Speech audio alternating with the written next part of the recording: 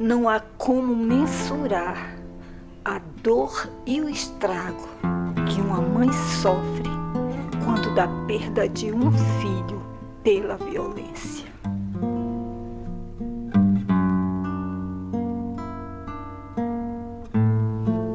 Eu que tanto eduquei que autoridades tinham que se respeitar, mas naquele momento aqueles que tinham o dever de proteger meu filho foi que tiraram a vida dele.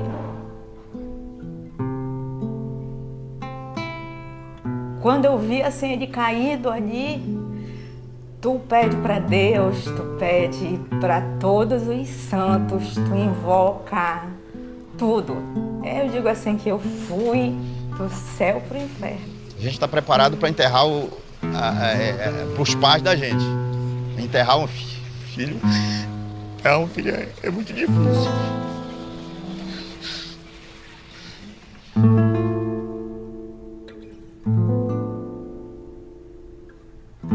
Eles crivaram o carro do meu filho de balas. Foram mais de 50 tiros.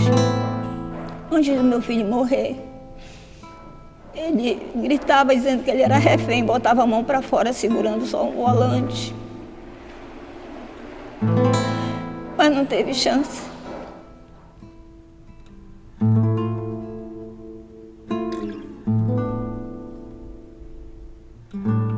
Estava chegando em casa, né, que ele estava conversando com a esposa dele no telefone, esperando o troco que ele tinha comprado, um refrigerante para lanchar. Um bandido disfarçado de policial tinha abordado ele, botou a arma na cabeça dele. E logo em seguida chegaram os policiais que tinham abordado esse meliante. Aí começou a perseguição quando chegou na esquina da Almirante Barroso, que é a avenida principal aqui da cidade. Aí começaram atirando já no carro, ele entrou na Vilé e já pegou a 1º de dezembro contramão, só obedecendo às ordens do meliante.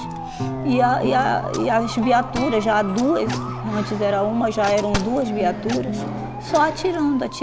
Foi quando o carro dele, ele pegou já baleado na cabeça, e o carro não teve força, o carro foi parando e deu de frente com uma Ranger, uma outra viatura que vinha no final da João Paulo II.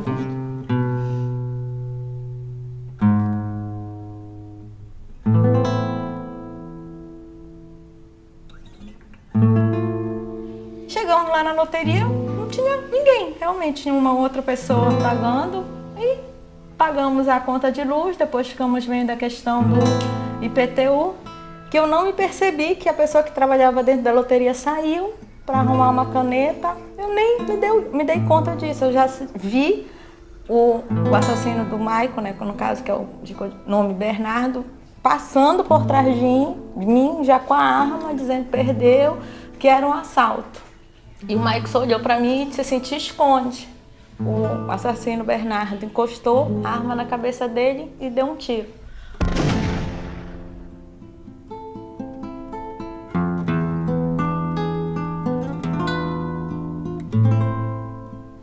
A gente, quando passa por uma situação dessa, a gente faz muitas perguntas para Deus. Por que eu? Por que comigo? E a resposta veio, acho que nos meus ouvidos vieram, não, você tem que continuar lutando, isso aí é uma missão. Nesse tempo, entre a morte do Maico e a audiência, a única coisa que eu pensava, meu único sentimento era só um, que eu queria que acontecesse a condenação. Eu ia todos os dias, sem exceção, ao fórum. Todos os dias. Quando eu não ia para o fórum, eu ia para a promotoria.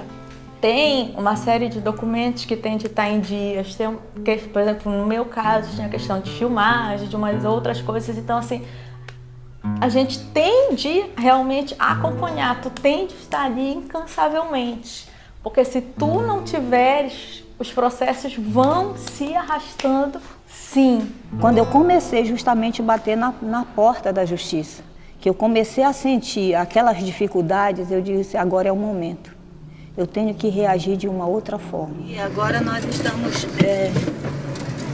indo nos órgãos que nós mandamos ofício, que são nossos apoiadores, para confirmar, né, o apoio que eles vão dar. Estamos agora chegando aqui no Ministério Público, né, vamos tentar falar com o Procurador-Geral para tentar, né, conseguir o que nós queremos, né? É uma luta solitária, mas você se empodera tanto, o amor, aquela causa, aquilo que tu perdeste, tu fica assim sem medo, você perde um pouco medo das coisas. Então eu queria ampliar essa luta, que ela chegasse mais rapidamente a toda a sociedade. Colocava uma mesinha dessas que fecham assim, né? A banquinha, as cadeiras também dessas que fecham, que dava direitinho num carro pequeno. E chegava lá 8 horas, 9 horas, espalhava um banner, né, pedindo justiça. E colocava a banquinha, um livro de assinatura para quem quisesse assinar, né? Colocava o apelo daquela situação, né? Eu estou de acordo com justiça para Carlos Gustavo, colocava o tema e as pessoas iam assinando. Eu cheguei a conseguir assim uns 50, 100 metros só de assinaturas. Um ano depois que eu estava na praça sozinha, lá fazendo aquele meu trabalho, outras vítimas, pessoas que estavam na mesma condição que eu, começaram a se aproximar de mim. E aquela notícia começou a se espalhar. Aí começamos a ter aquelas articulações. Eu ainda não era movida, eram só as famílias que se juntavam, né? Então nós já tínhamos umas 6 famílias ali. Depois foi crescendo para 10 e hoje nós temos um cadastro de umas 300 famílias.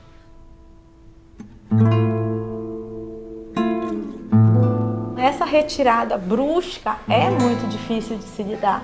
É como se você pisca e de repente aquilo não está mais lá.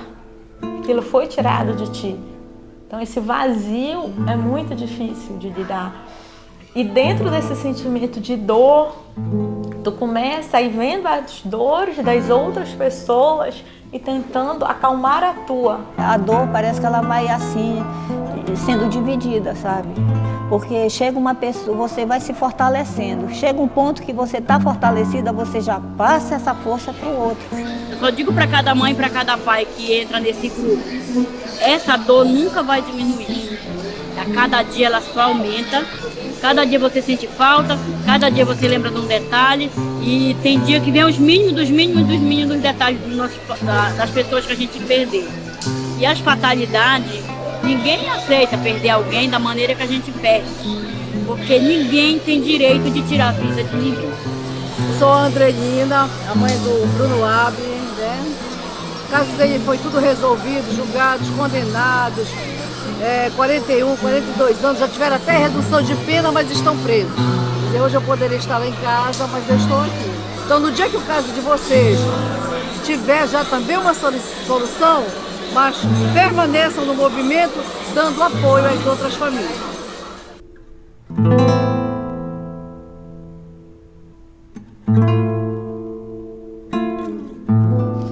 Eu procurei o Movida primeiro para apoio mesmo psicológico, para orientação, né? A gente tem acesso para falar até mesmo com os promotores.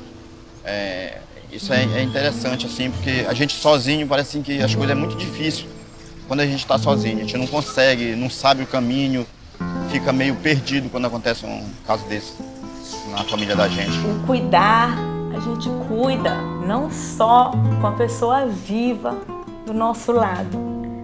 Quando a gente luta, quando a gente vai para frente de um fórum pedir justiça, quando a gente faz uma caminhada, nós estamos demonstrando o nosso amor por aquela pessoa que se foi. E eu aprendi a demonstrar o meu amor pelo Maico nessa luta por justiça. Me aproximei do Movida através da promotora Rosana Cordovil e do delegado Eduardo Rolo, do caso que investigou a morte do meu filho. Eu já disse várias vezes, eu perdi um filho, mas ganhei uma família. Foi bem acolhida e até agora, tudo que eu preciso, estão me dando o maior apoio. A gente escuta a história de cada um, né? e a gente luta, vai em busca, né, da justiça. É isso que nós estamos fazendo.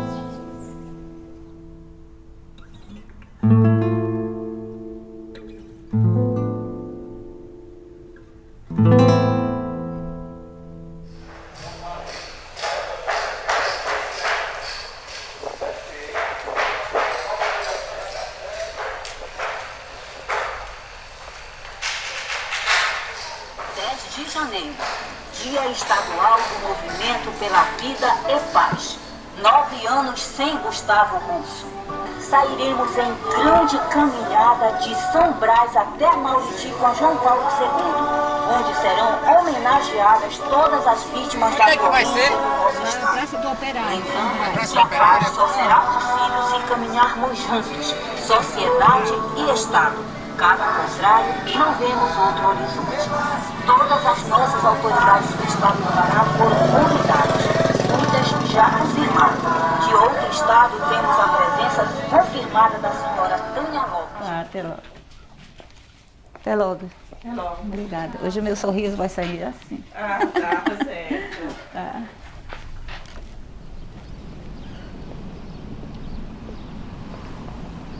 Fechamos toda essa questão dos apoios, né? Graças a Deus tiveram algumas entradas, nos deixaram assim um pouco preocupados, mas aí hoje a gente viu que realmente o nome Movida pesa, sabe, dentro da sociedade hoje. Na véspera, no dia 29, estava passando no jornal falando do Movida, uma reportagem. Quando foi no dia 30, aconteceu isso com ele. Aí estava nessa confusão, teve a missa de 7º dia, aí eu peguei e comecei a pedir para a imprensa que eu queria o telefone de alguém do Movida. Deram meu telefone para a Andredina e para a Iranilde, elas entraram em contato comigo. Aí quando foi no dia da caminhada, no dia 10 de janeiro de 2009, aí eu fui para a caminhada e desde então eu entrei no movimento. Já se vão quase 6 anos. Nós vamos para as ruas, nós mobilizamos, nós fazemos caminhadas. Enfim, para você ter uma ideia, só no primeiro ano que aconteceu o caso com meu filho, nós fizemos 5 caminhadas, só do Gustavo Russo. Aí, depois, já com os movimentos, a gente já começa a fazer também. Quando nós sentimos que um caso não está andando, a gente faz uma caminhada, faz um manifesto, aí aquele caso já vai para a pauta, já é resolvido com maior celeridade.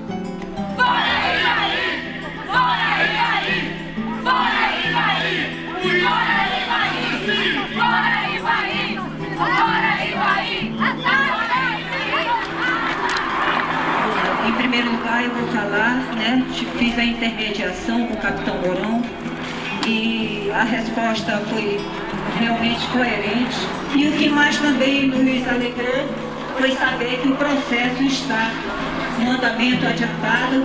Com certeza, até segunda ou terça-feira, já teremos uma resposta sobre esse julgamento.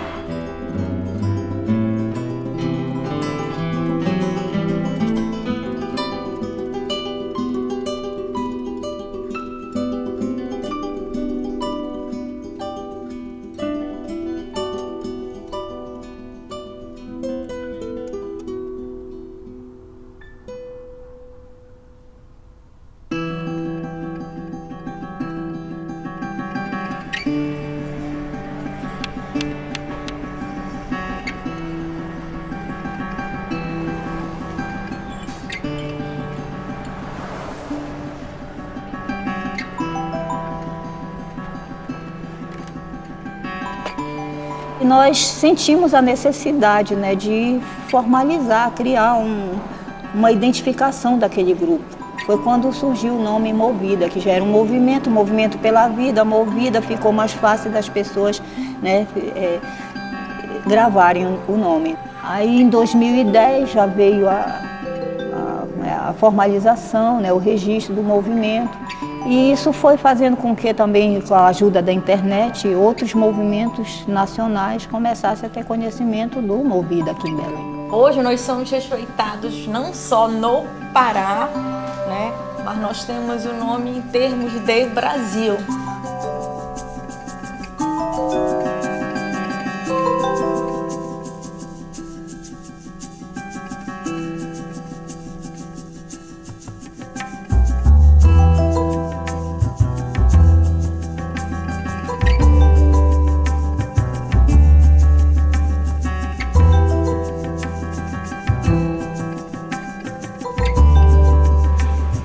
Agora mesmo eu estou muito emocionada porque a gente acaba vendo e se repete, né? Nos lugares que a gente vai, é a mesma dor, é a mesma manifestação e a mesma expressão da dor, né? Através dos banners, é através das falas, é a ideia genial dos guarda-chuvas, né? Que aí vem a questão da criatividade. A gente vê uma praça no meio da cidade, né? Com pessoas se mobilizando. E essa troca, né? De dar cidadania, das necessidades da população, que são essas ações sociais, e ao mesmo tempo poder manifestar a sua dor e o basta, né? É a busca pela paz. Eu acho que a Belém está fazendo muito bem isso, Movida consegue trazer um trabalho, né, de protagonista dessa situação, apesar da dor.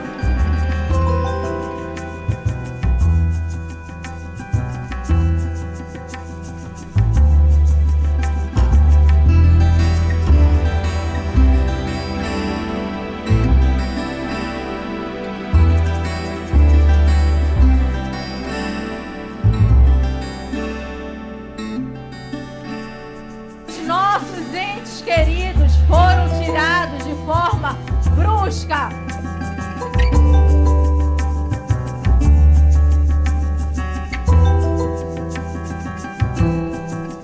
Nós não estamos em busca de vingança. O que nós queremos é que, de fato, a justiça prevaleça.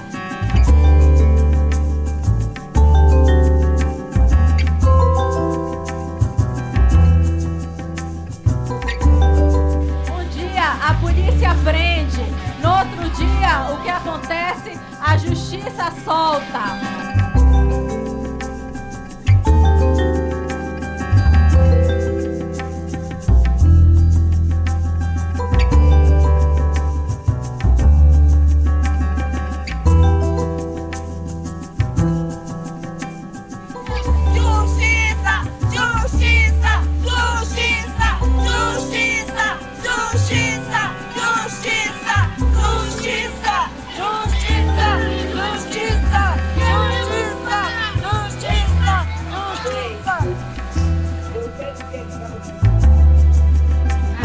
É muito triste nós continuarmos a ver todos os dias no jornal a quantidade de homicídios que tem na nossa cidade.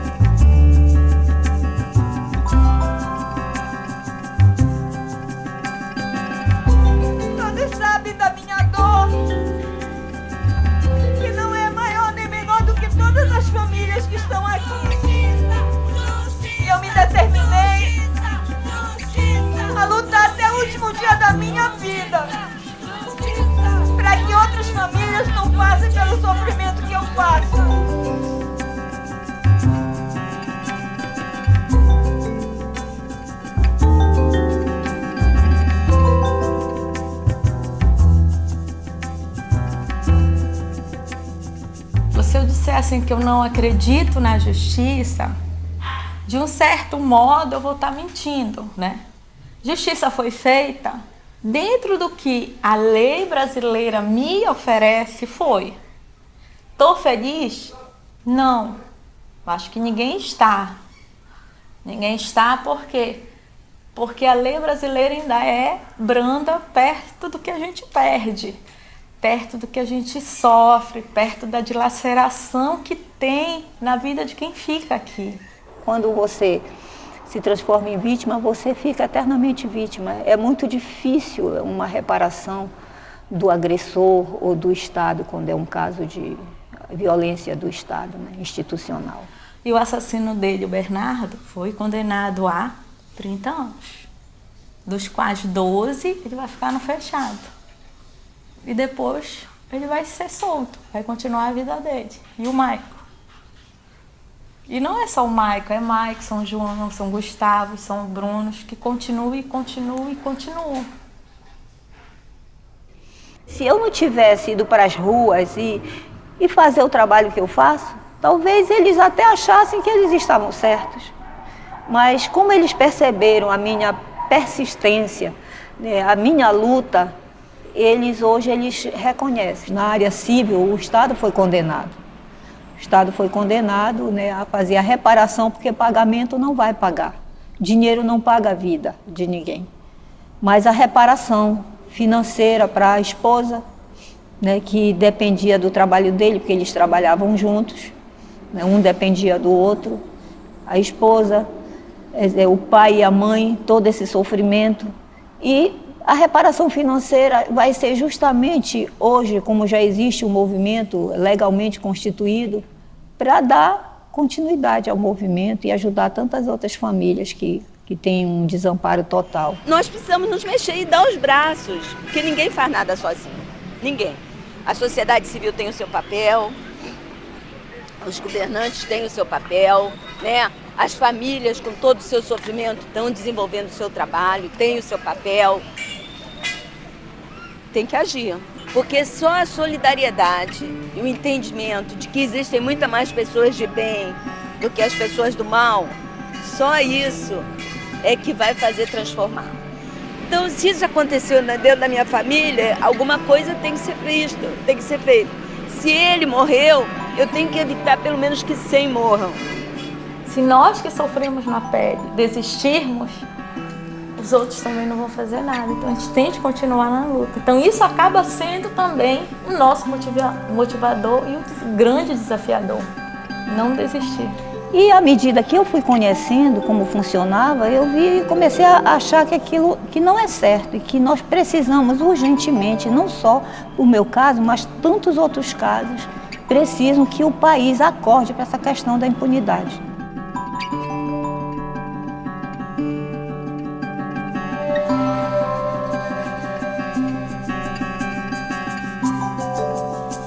Um dia nós venceremos, meus amigos. Um dia nós venceremos, nós veremos a justiça triunfar nesse país.